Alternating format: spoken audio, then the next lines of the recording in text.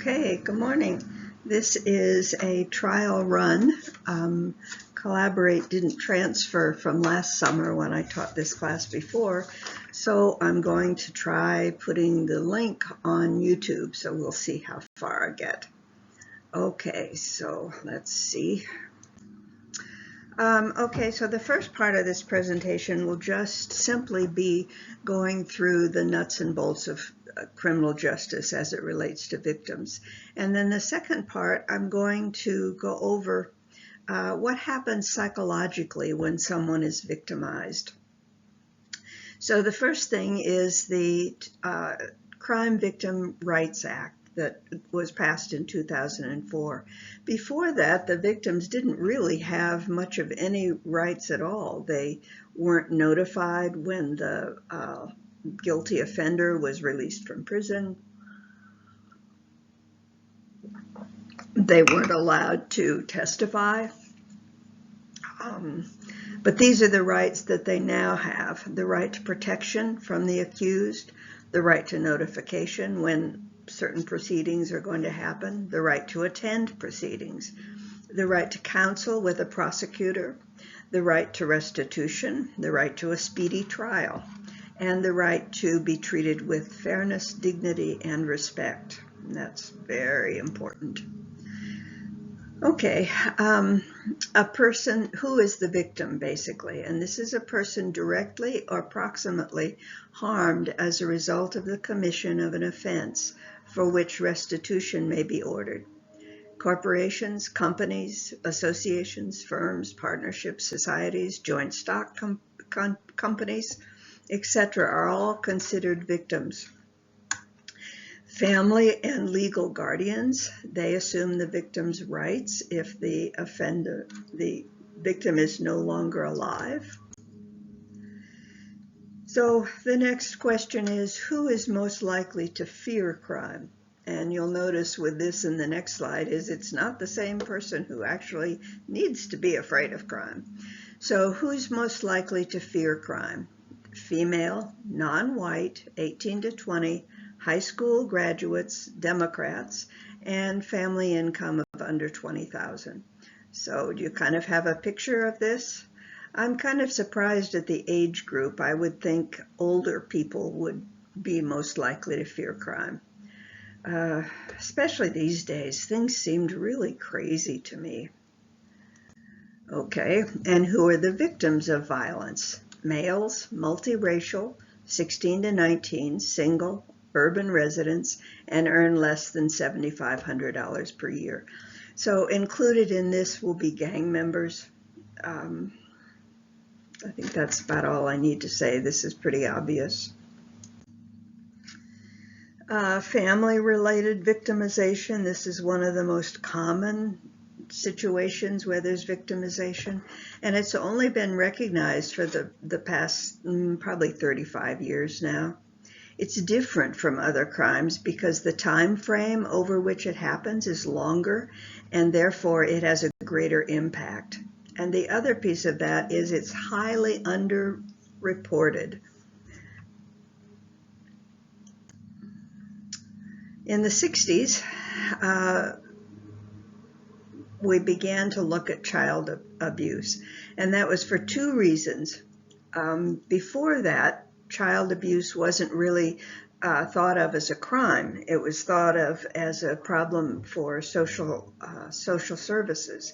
But with the women's civil rights movement, along with ethnic, racial groups, etc., children became included in criminal victimization. And then the other one, probably the most, well, I don't know most, but even more important, there were a group of physicians in Philadelphia who examined x-rays of children who were brought in.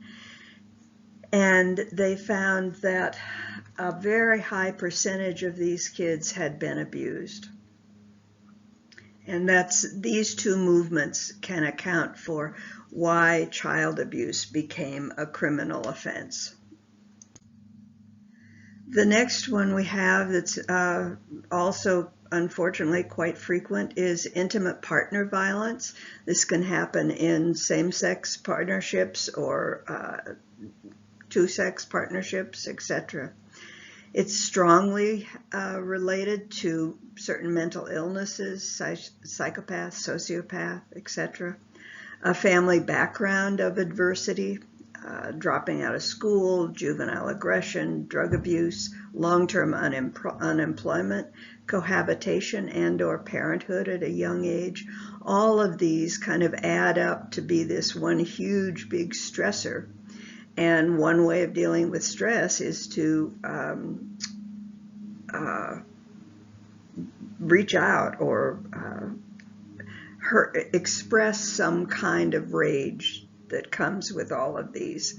1 in every 6 couples experience at least one physical assault in a year, which is awfully high. There was an experiment in Minneapolis where cops were given ticket tablets, and at the top of each tablet, there were 3 different conditions. One was to send the people who were having the problem to social services. The other was to lock up the offender, and the third one was basically just to do nothing and just talk to them. And they found that locking up the offender worked most often. But then when they went back and retested, what they found was that there were much lower rates of domestic violence. And you think, oh, okay, this is good, so we should lock everybody up. Well, not necessarily, because what was happening was that it was basically the primary breadwinner or the person who brought home the income to support the family. So most of the domestic violence situations just weren't reported. Okay, now we go to theories of victimization, and again, these are the traditional criminology. Hans von Hintig in 1941 said that crime is an interaction between the perpetrator and the victim, which is a new way of thinking about it. And I don't know if it's in this list of PowerPoints, but there's a whole list of types of interaction. I hope it's on the next slide. And then more recently, theories include 2 specific types of victims: target vulnerability, target gratifiability, and target antagonism. So these are pretty obvious. If a target is vulnerable, like a young woman walking down a dark alley in an urban situation might be more vulnerable. Target gratifiability would be somebody who's wearing a lot of gold jewelry and flaunts it. And target antagonism, this happens in bars where people start arguing and it ends up in a fist fight. Okay, other theories of victimization: lifestyle theory. So people who live in certain areas, in certain subcultures, will be more likely to have higher crime rates. This goes along with deviant place theory. So there are certain places where crime is more likely to happen. And then routine activities theory, which is a pretty, probably one of the best ones, I think. So you have to have a suitable target. You have to have the absence of anybody to look over the person or the property. And then you have to have a motivated offender. You can have a target, there are no guardians around, but there are no motivated offenders. Then you're not going to have crime. Makes sense, huh? Okay, these are general statistics. 1 in 4 women will be raped in her lifetime. 683,000 women are raped every year. That's probably a little higher now. 1 in 4 women will be victims of domestic violence in her lifetime. And 1.3 women experience physical violence in her lifetime. And 3.4 million women are stalked each year, which is really scary.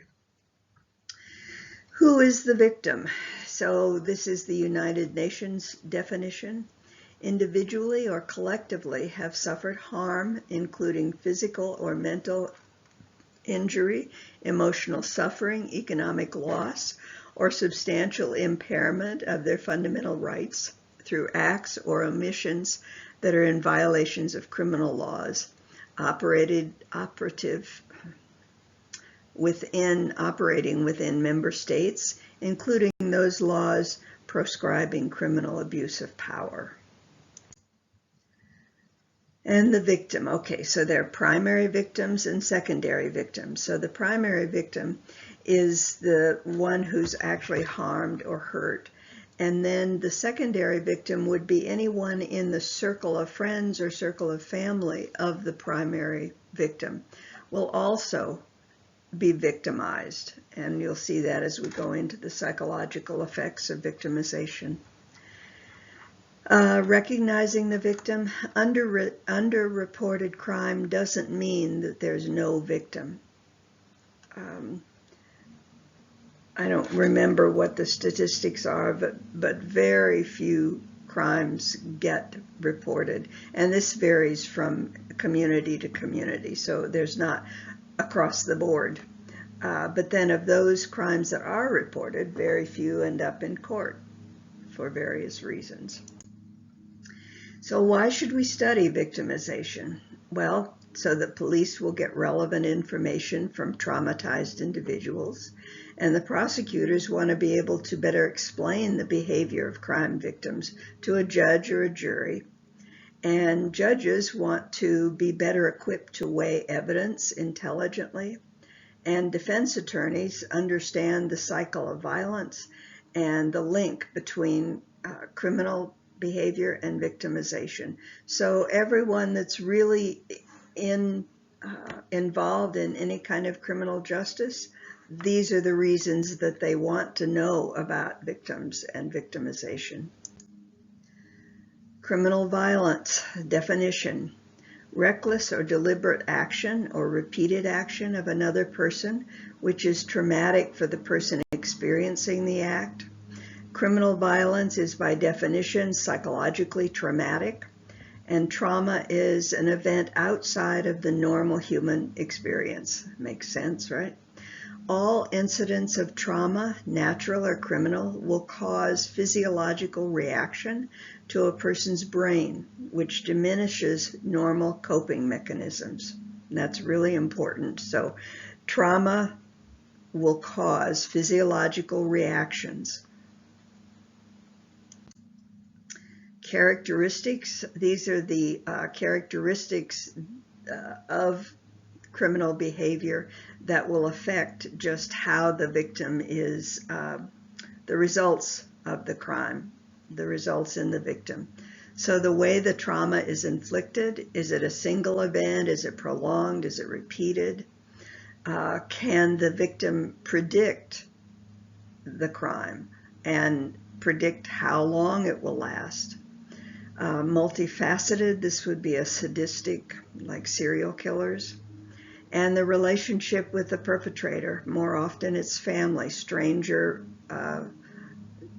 criminal offenses are much more rare than when the victim knows the perpetrator.